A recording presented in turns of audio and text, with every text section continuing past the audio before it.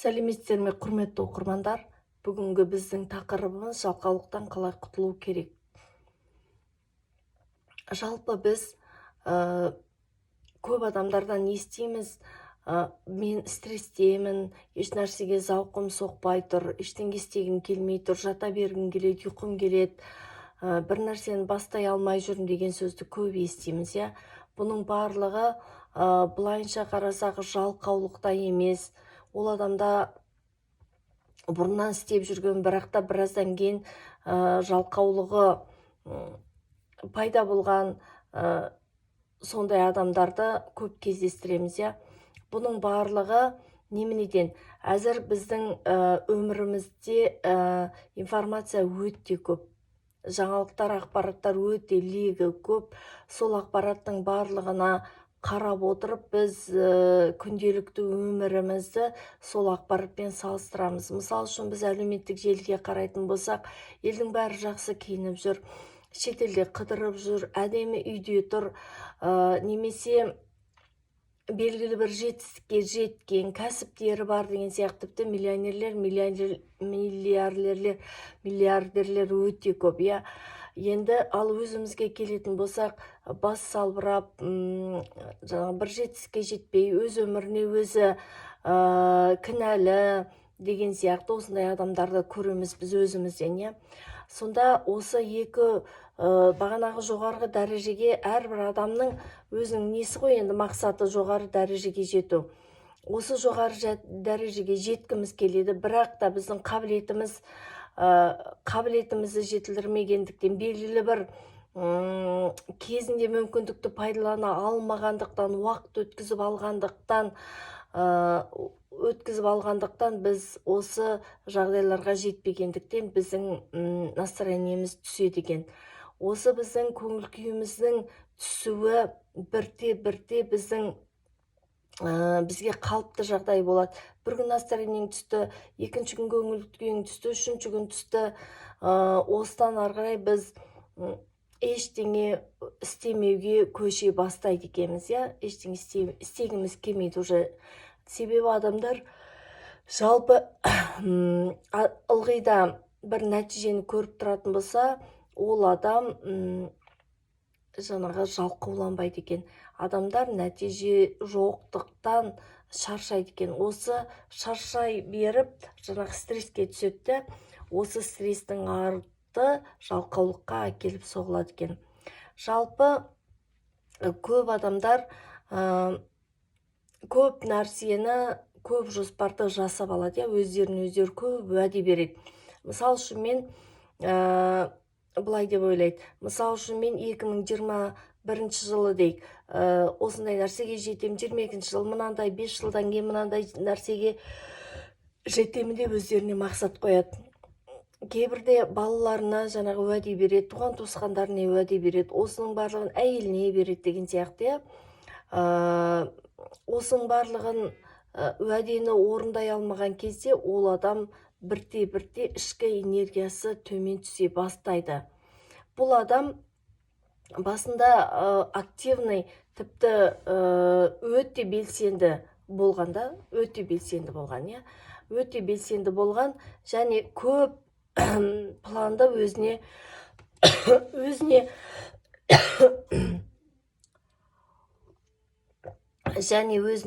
өте көп планды жасап алған жоспарды, сондықтан да көп жоспар орындалмағандықтан басындағы ойларының бәрі шатасып кеткен.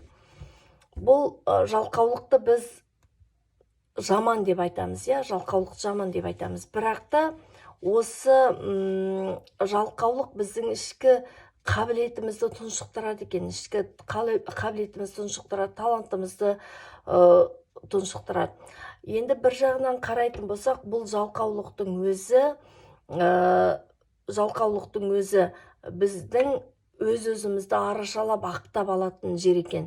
Болды, мен әзір уақытым жоқ, әзір мен жаңағы кішкене демалып алайын деп өзімізді ақтаймыз.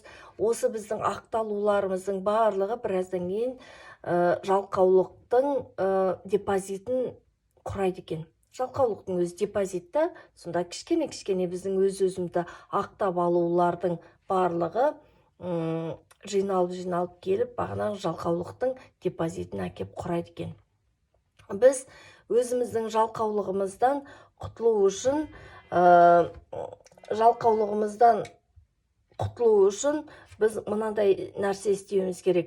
Ең бірінші, мына біздің өз-өзімізді ақтап алып жатырмыз ғой, сол нәрсені біз жақсы нәрсеге ауыстыруымыз керек. Мысалы үшін, біз таңертең жүгіргіміз келеді, бірақ жүгіре алмаймыз. Не үшін?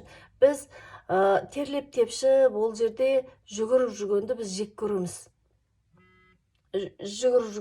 көреміз да, оған барғымыз келмейді. Бұл жерді біз тек қана мына жаман көзбен көреміз да, ой, жүгірген деген бұл жаман нәрсе, ол жерде шаршайсың, ол не керек, одан бәрі мен арықтамаймын деген сияқты біз ойымызға соны түйіп алғамыз. Ал егерде біз осы жүгіргеннің барлығын біз егерде өзімізге бір жақсы нәрсеге, ойымызбен жақсы нәрсеге ауыстыратын болсақ, онда біз ең бірінші бағанағы жалқаулығымызды жояды екенбіз. Сонда бірінші жалқаулықты жеңудің бірінші әдісі бізге ауырсынған нәрсемізді жақсы нәрсеге ауыстыру, кез келген нәрсені. Мысалы үшін айталық, біз кәсіп жасағымыз келмейді, себебі таң атқаннан кеш батқанға жұмыс істеуіміз керек, андай істеуіміз керек, кешке дейін бізде тыныштық жоқ, демалыс жоқ деген сияқты. Соның барлығын біз мысалы үшін бұл жаңағы ауырсынып тұрмыз ғой. Көрдіңіз бе, ауырсынып тұрмыз. Енді біз оны жақсы жағын аударатын болсақ, егерде біз одан миллион табамыз, миллиард табамыз, бұл бізге өзімізге өте үлкен шабыт әкеледі, аяғымыздан тез тұрамыз, ертең біз жаңағы путешествияларға баратын боламыз деген сияқты, ақшамыз көп болады, өмірде бәріне жетеміз деген сияқты біз жақсы ойға аударатын болсақ, онда біз жалқаулықты тез жояды екенбіз. Екінші, бұл өте жеңіл түрі да. Екінші, бұл ауырлау түрі. Ауырлау, мысалы үшін, ауырлау түрі, мысалы үшін біз бағанағы неге барамыз? Ауырсынып тұрмыз, мысалы үшін айталық, тағы да бағанағы жүгіруді айтайық. Мысалы үшін біз жүгіргіміз келмей тұр, соны біз ауыр түрінде біз оны өз-өзімізді заставлять етуіміз керек. Біз өзіміздің ішімізге, мысалы үшін мен Назым болсам, ішімде тағы бір осы мен сияқты қыз отыру керек та, бізге постоянно айту керек: жүгір, неғып жатырсың, неғып теңкейіп жатырсың деп ішіміздегі адам ылғи да өзімізді мотивациялап отыру керек. Обычно негізі біздің үйде, жалпы үйімізде бізде бір адам бар, осылай бізді желкелеп, бар, бүйт деп отырғандан, бірақ біз ол адамды тыңдамаймыз. Кейбір адамдардың мамасы бар, аналары бар, осылай істесейші, бүйтші деп, бірақ та біз жалқаулықты әбден әдет қылып алғандарымыз соншалық, біз ол кісіні тыңдамаймыз. Уже тыңдамауға көшіп кеткенбіз. Екінші, үйде күйеуіміз бар, күйеуіміз айтады: сен былай істесейші, бүйтсейші. Біз оны тағы да тыңдамаймыз. Себебі неге? Біздің жалқаулығымыздың мөлшері көп, өз-өзімізді тағы да ақтап алғанбыз. Үшіншіден, айталық, бізге сырт көз бар. Мысалы үшін олар бізге айтады: сен былай істесейші. Біздің енді бірнеше жылғы өміріміз, біздің не ғой, есебіміз ғой, бірнеше жылда біз ештеңеге жете алмасақ, бұл біздің өміріміздегі жаңағы есеп беру ғой. Енді өмірің деген есеп беру бар. 40-50-ге келгенде әлі ештеңеге жетпедің деген. Соған адамның біраздан кейін бір нәрсені нәтижеге жетпейді, 2 жетпейді, 3 жетпейді, себебі ішіндегі қабілетін шығара алмайды. Соның барлық адамды төмен түсіріп келеді, 40-50-ге келгенде нәтижеге жетпей қалады. Адамдар уже кішкентай күнінен бастап күн тәртібін үйренбеген адамдар, күнделікті уақытпен жұмыс істемеген адамдар, бір нәрсені күнделікті жоспар жасап соны орындамаған адамдар осы бағанағы депозитке, жалқаулықтың депозитіне накопить етіле береді екен, иә. Сондықтан да бізде үйде біреу айтса, сен тұр да мынаны істесеңші, неғып теңкейіп жатырсың деген кезде біз орнымыздан тұрып істеп кетуіміз керек, иә.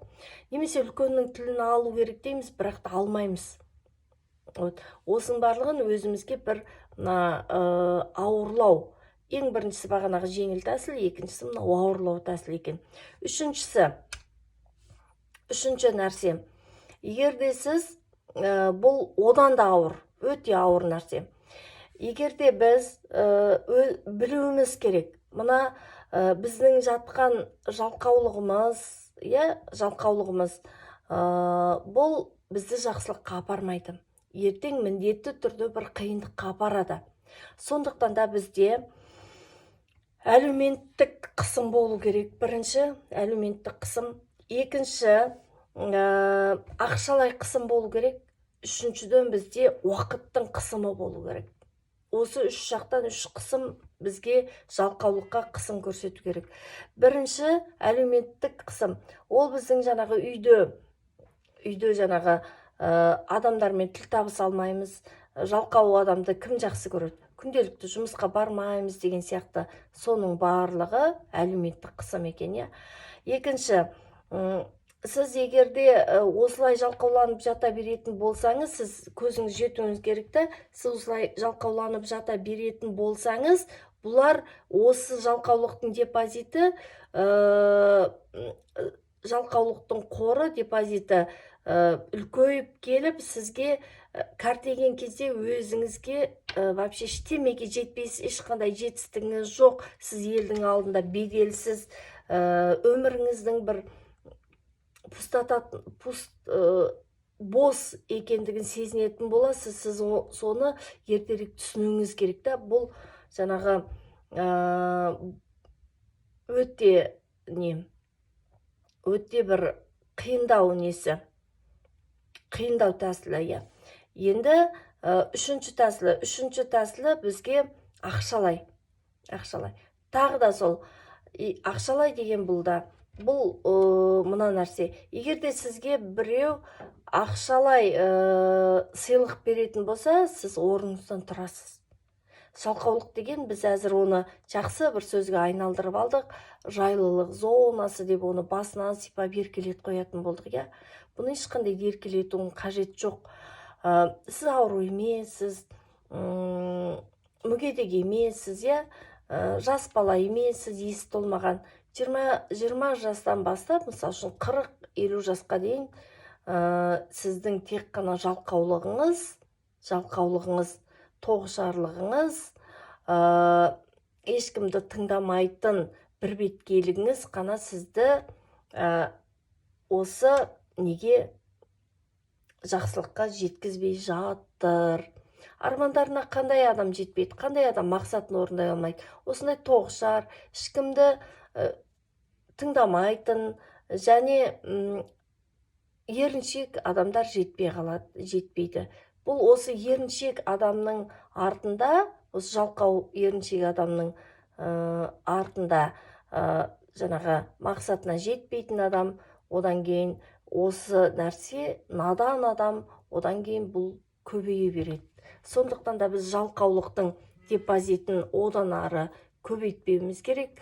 Қай жерде біз өзімізге стресс деген нәрсені ойлайтын болған кезде сразу орнымыздан тұруымыз керек. Неше түрлі әзір дәрумендер бар, неше түрлі дәрігерлерге барыңыз, неше түрлі жаңағы уколдар алыңыз, система алыңыз, қара алыңыз, неше түрлі әзір семинарлар бар, тренингтер бар, сабақтар бар. Тіпті болмаса үй ішіңізде ақша таппай отырған адамдар бар, соның барлығын көтеру үшін сіз текке жатпауыңыз керек, жалқаулықты жоюыңыз керек. Егер сізде үйіңіз жоқ болатын болса, пәтерде жүре бересіз, иә? пәтерде жүре бересіз. Сізді ешкімді орныңыздан тұрғызып, басқа бір үйге апарып отырғызбайды. Сізге егерде жайлылық орын ұнай ма, сізге осы жалқаулық ұнай ма, онда сіз отыра бересіз. Сізге ешкімді сізді жайлылық орнынан бұлай қозғамайды. Сондықтан да әр адам өз сорын өзі жеңу керек. Сіз өз сорыңызды өзіңіз жеңбесеңіз, өз жалқаулығыңызды, өз еріншектігіңізді өзіңіз жеңбесеңіз, сізді ешкімде сіздің жұмысы жоқ. Сондықтан да орныңыздан тұрыңыз да, жұмыс істеңіз. Сіздермен бірге болған мен Назила Слямқызы. Рахмет тыңдағандарыңызға.